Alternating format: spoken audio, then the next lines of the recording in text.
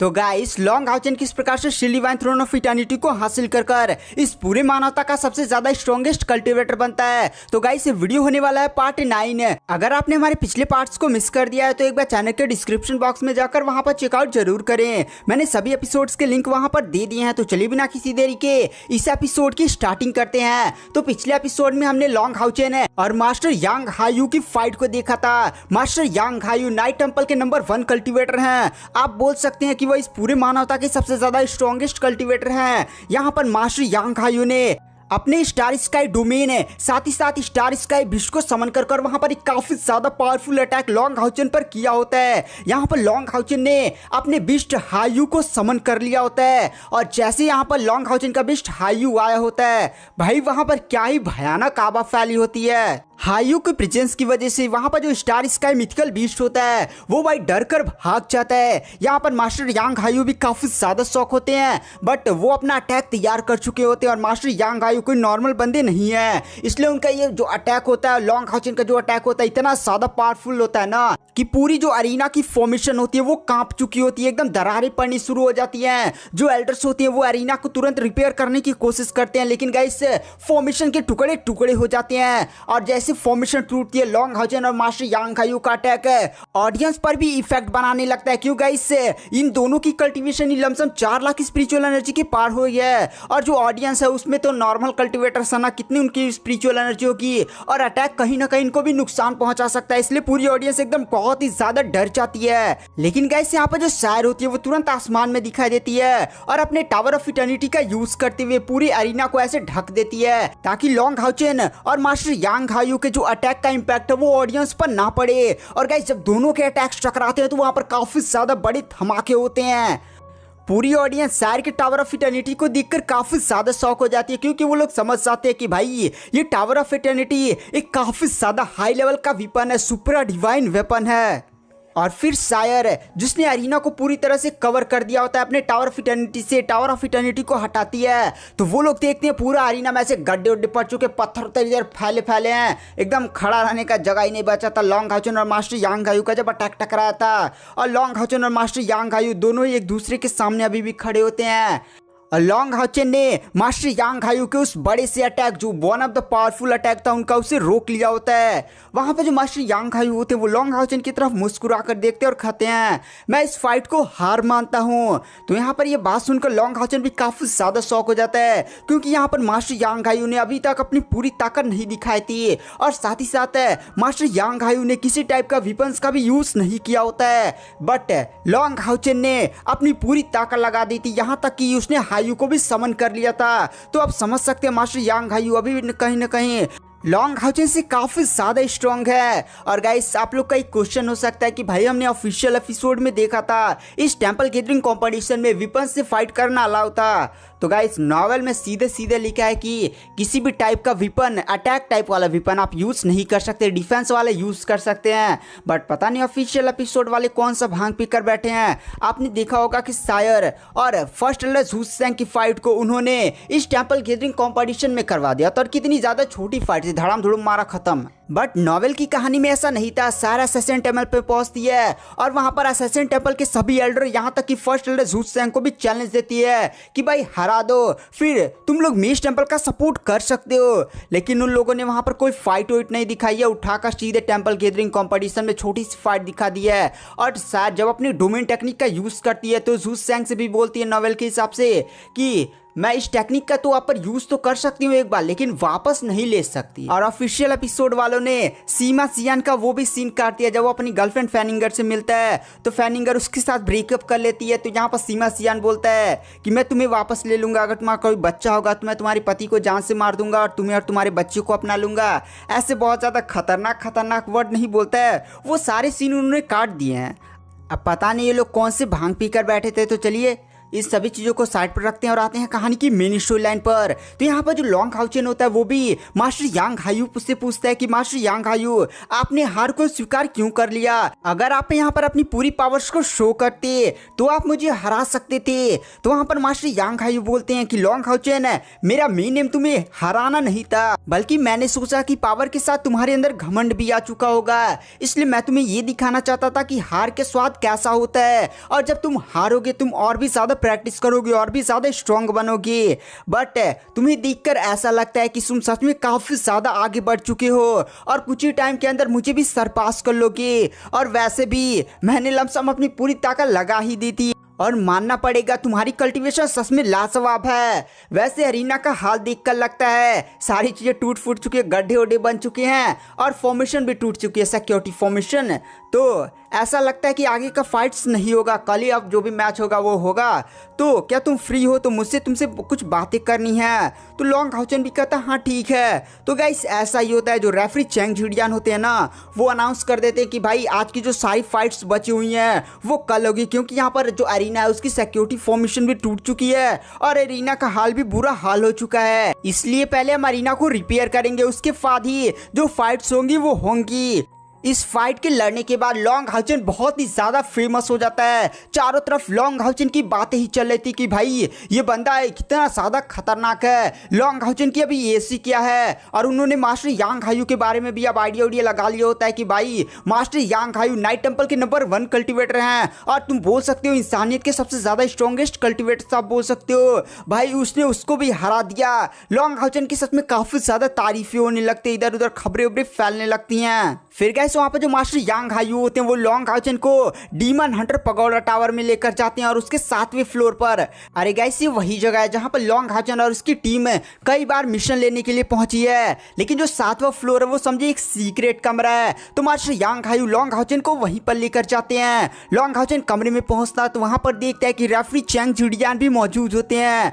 तो long Haochen पूछता है कि मास्टर चैंग झिडियान आप ही यहाँ पर हैं? तो चैंग झिडियान बोलते हैं अरे यहाँ पर ओल्ड यांग हायू ने बुलाया था कि भाई आ जाओ यार, थोड़ा सा बातें होते करनी है, तो मैं भी चला आया। वैसे लॉन्ग हाउचेन न मानना पड़ेगा, तुम सच में काफी ज्यादा टैलेंटेड हो, तुमने यहाँ पर यांग हायू को हरा दिया। मैं जानता हूँ ये बूढ़ा व्यक्ति कितना ज्यादा पावरफुल है। तो लॉन्ग हाउचेन बोलता है कहाँ मास्टर चैंग झिडियान, मैंने मास्टर यांग हायू को नहीं बल्कि मास्टर यांग हायू खुद हारे हैं। तो वहाँ पर चैंग झिडियान बोलते हैं अरे मैं समझता हूँ, वैसे अगर तुम्हारे पास थोड़ी सी पावर और बढ़ जाए ना तुम इसे कुछ ही टाइम में सरपास कर दोगे। वैसे लॉन्ग हाउचेन मैंने भी तुम्हारे बारे में सुना कि डेमन गॉड एम्परर ने तुम्हारे खिलाफ कौन सी प्लानिंग की थी। दरअसल उस दिन हमें भी कोई आइडिया नहीं था, हम भी डेमन गॉड एम्परर के सिटी में छुपकर हमेशा ही डेमन गॉड एम्परर पर नजर वजर रखा करते थे, लेकिन हमें उस दिन कुछ आइडिया नहीं लगा था कि डेमन गॉड एम्परर हमें दूसरी तरफ फाइट में बिजी कर देगा। और फिर जब तुम स्टार डेमन गॉड के पिलर को डिस्ट्रॉय करने के लिए पहुंचोगे तो वहां पर उसने पहले से अपनी फील्डिंग लगा कर रखी होगी। हमें कुछ भी अगर ऐसा थोड़ा सा भी भनक मिल चुकी होती ना तो हम तुम्हारी हेल्प के लिए जरूर आते हैं। तो लॉन्ग हाउचेन भी बोलता है इसमें आपकी कोई भी गलती नहीं है, डेमन गॉड एम्परर का वो प्लान ही सच में काफी ज्यादा खतरनाक था। वैसे आप लोग सोच रहे होंगे गाइस यहाँ पर मास्टर चैंग झिडियान को इस सब के बारे में कैसे आइडिया लगा। तो लॉन्ग हाउचेन जब टावर ऑफ इटर्निटी से बाहर निकला था ना तो उसने संपर्क किया था मून डेमन गॉड की बेटी, यार वो मून यूवी नहीं है, लॉन्ग हाउचेन क्या बोल सकते हैं, दूसरी गर्लफ्रेंड है, उसके साथ संपर्क करने की कोशिश की थी, लेकिन लॉन्ग हाउचेन का संपर्क उनके साथ नहीं हुआ था। तो लॉन्ग हाउचेन ने थोड़ा सा आइडिया लग गया कि मास्टर चैंग झिडियान का ग्रुप ही इधर ही है। तो लॉन्ग हाउचेन ने मास्टर चैंग झिडियान के ग्रुप के साथ कांटेक्ट किया। लॉन्ग हाउचेन को इन सारी चीजों के बारे में आइडिया लगा कि भाई टेंपल गैदरिंग कॉम्पिटिशन भी होने वाला है, और फिर लॉन्ग हाउचेन अपनी सारी प्लानिंग सेटअप कर लिया था कि भाई इंसानियत की जो बड़ी सी आर्मी बननी है उसके अपने अंडर कंट्रोल में लाना है और फिर डेमन गॉड एम्परर के साथ फाइट आउट करनी है। लॉन्ग हाउचेन बहुत समय से ये समझे अपनी प्लानिंग बना रहा है। तो यहाँ पर मास्टर चैंग झिडियान भी बोलते हैं अब वैसे भी हमारी उम्र हो चुकी है, मेरे डीमन हंट स्क्वाड के हर एक मेंबर की उम्र लमसम 300 साल से भी ज्यादा हो चुकी है, तो हमें नहीं लगता कि अब हम लोग ज्यादा समय तक जी पाएंगे। तो गाइस लॉन्ग हाउचेन और मास्टर यांग हायू भी जैसे बात सुनते हैं उन्हें भी काफी ज्यादा दुख होता है। मास्टर चैंग झिडियान बोलते हैं छोड़ो इस सारी बातों को, वैसे लॉन्ग हाउचेन तुम्हारी पावर तो काफी ज्यादा बढ़ चुकी है और तुम्हारे पास डोमेन की भी पावर आ चुकी है, तो मैं बस ये पूछना चाहता हूँ कि तुम सील डिवाइन थ्रोन का टेस्ट कब दोगे। लॉन्ग हाउचेन ये बात सुनता और फिर कहता है इस कंपटीशन के बाद हम लोग सील डिवाइन थ्रोन का टेस्ट देने के लिए पहुंचेंगे। साथ ही साथ इस बार मेरे साथ हान्यू, साथ ही साथ सांग फेंग भी जाएंगे। ये लोग नाइट टेंपल के मेंबर हैं और साथ ही साथ ये लोग भी लेवल 9 के कल्टीवेटर बन चुके हैं। तो आई थिंक इनकी भी भविष्य चमक जाए और इनको भी कोई ना कोई सील डिवाइन थ्रोन मिल ही जाए। तो वहाँ पर मास्टर यांग हायू भी बोलते हैं, लॉन्ग हाउचेन सच में मैं जितना देख सकता हूँ कि तुम्हारा जो मेन नेम होगा वो seal divine throne of eternity ही होगा ना। तो वैसे लॉन्ग हाउचेन तुम्हें इस केस में काफी ज्यादा सतर्क रहने की जरूरत है। अच्छा लॉन्ग हाउचेन तुम जानते हो कि मुझे आके सील डिवाइन थ्रोन क्यों नहीं मिला? तो लॉन्ग हाउचेन बोलता हाँ क्योंकि आपको seal divine throne of eternity ही चाहिए था, इसलिए आपने बाकी सील डिवाइन थ्रोन को छोड़ दिया। तो वहाँ पर मास्टर यांग हायू बोलते हैं भाई छोड़ा नहीं बल्कि छोड़ना पड़ा। तो लॉन्ग हाउचेन कहता है मतलब? तो वहाँ पर मास्टर यांग हायू थोड़ा सा कड़वी सी मुस्कान दिखाते हुए बोलते हैं दरअसल ये मामला मेरे स्टार स्काई मिथिकल बीस्ट से जुड़ा हुआ है। जब मैं छोटा था तो मंदिरों की महान सभा में अपने लिए कोई उपयुक्त बीस्ट पार्टनर नहीं ढूंढ पाया, तो इसीलिए मैं भी समन साड़ी के पास गया था, मतलब गाइस समनिंग गेट के पास गया था जहां पर लॉन्ग हाउचेन ने नहीं हायू को प्राप्त किया था। उसी जगह पर मास्टर यांग हायू भी पहुंचे थे और वहां से ही मैंने भी एक बीस्ट को समन किया था जो और कोई नहीं बल्कि स्टार स्काई मिथिकल बीस्ट था। मेरा बीस्ट भी दूसरी दुनिया का था और इसके पास भी काफी ज्यादा स्पेशल पावर थी। इस बीस्ट के पास ना ही अटैकिंग पावर थी ना ही डिफेंसिव पावर थी, लेकिन ये बीस्ट सूर्य और चंद्रमा की पावर्स को डायरेक्ट मेरी बॉडी में इंटीग्रेट करता था, जिसकी वजह से ना मेरी पावर्स काफी ज्यादा बढ़ जाती थी। यहाँ तक ये बीस्ट मेरी कल्टीवेशन में भी काफी ज्यादा हेल्प करता था। देखो मेरी जो कल्टीवेशन की क्षमता था ना वो चैंग चिड़ियान से भी काफी ज्यादा लो थी, लेकिन इस बीस्ट की वजह से मैं इतना ज्यादा पावरफुल बन गया। और जब मैंने सील डिवाइन थ्रोन का दिया तो मेरे बीस्ट पार्टनर ने कहा मैं किसी भी ऐसे सील डिवाइन थ्रोन के साथ नहीं जुड़ूंगा जो लो लेवल का हो, इसीलिए मुझे हार मानकर seal divine throne of eternity को चैलेंज करना पड़ा और मैं उसके टेस्ट को पास नहीं कर पाया। तुम ये बोल सकते हो कि जो मेरा स्टार स्काई मिथिकल बीस्ट है ना वो किसी भी सील डिवाइन थ्रोन से कम नहीं है, बस एक को छोड़कर मेरा जो स्टार स्काई मिथिकल बीस्ट है वो सच में काफी ज्यादा कमाल का है। वो फाइट के टाइम है जो आसमान से शक्तियां खींचता है, कल्टीवेशन में मेरी जो हेल्प करता है वो सच में काफ़ी ज़्यादा कमाल का होता है और इसी की वजह से मैं इतने ज़्यादा टैलेंटेड बन पाया हूँ। लेकिन आज की फाइट में जब तुमने यहाँ पर अपने बीस्ट पार्टनर को समन किया था तो वहां पर मेरा स्टार स्काई मिथिकल बीस्ट एकदम बहुत ही ज्यादा डर चुका था। भाई वो कहां पर रहा था जब मैं दोबारा उसको बुलाया था? फाइट के टाइम मेरा उसके साथ कनेक्शन खत्म हो गया था। तुम्हारी भाई फाइट के बाद थोड़ा सा रास्ते में भाई पूछा भाई तुम इतना ज्यादा डर और क्यों गए थे, तो वो बहुत ही ज्यादा कहां पर रहा था। उसने केवल मुझे इतना ही कहा कि इस दुनिया में प्रकट होने वाला पहला डीमन गॉड है। तो गाइस ये समझे बीस्ट वैसे कुछ भी बक रहा है, इसको नहीं पता कि हायू क्या चीज है। हायू कोई डीमन गॉड नहीं बल्कि डीमन गॉड से भी बड़ी चीज है, वो गॉड्स को भी ऐसे तोड़ ताड़ कर रख सकता है। हायू के सामने एक गॉड भी नहीं टिक सकता। तो गाइस आप लोग का क्वेश्चन हो सकता है कि हायू के सामने गॉड भी नहीं टिक सकता, तो आखिर लास्ट में जब हायू के 9 सिर प्रकट हो जाएंगे और हायू अपनी ट्रू पावर्स को शो करेगा तो वहां पर क्या सीन होगा? तो मैं बताऊं क्या होता है। जो हायू के 8 सर होते हैं ना वो अपने 9वें सर को उखाड़ कर फेंक देते हैं, क्योंकि 9वां सर ही पूरी बॉडी पर कंट्रोल रखता था और वही सभी को ऑर्डर देता कि भाई ऐसा कर ऐसा कर। मतलब यही समझे सा एकदम गुंडा वाला 9वां ही सर था जिसके सभी कंट्रोल में थे। लेकिन लॉन्ग हाउचेन ने हायू के साथ समझे बहुत अच्छी दोस्ती उस्ती बना ली थी। 8 सर उसके बहुत ही अच्छे दोस्त हो जाते हैं, तो जिसकी वजह से लास्ट में ना वो 9वें सर को उखाड़ कर फेंक देते हैं। तो गाइस वहाँ पर जो लॉन्ग हाउचेन होता है वो सबको और भी ज्यादा बातें बताता है कि डेमन गॉड एम्परर के साथ उसका क्या क्या एकदम पूरा डिटेल में बताता है। तो वहाँ पर जो मास्टर यांग हायू होते हैं वो कहते हैं लॉन्ग हाउचेन तुम्हारी बातों को सुनकर ऐसा लगता है कि जो डेमन गॉड एम्परर था वो तुम्हें नहीं बल्कि तुम्हारे बीस्ट से काफी ज्यादा डरता है, इसीलिए वो तुम्हें मारना चाहता है क्योंकि तुम्हारा जो बीस्ट है वो तुम्हारे साथ कनेक्टेड है। अगर तुम मर गए तो तुम्हारा जो बीस्ट पार्टनर है वो भी खत्म हो जाएगा।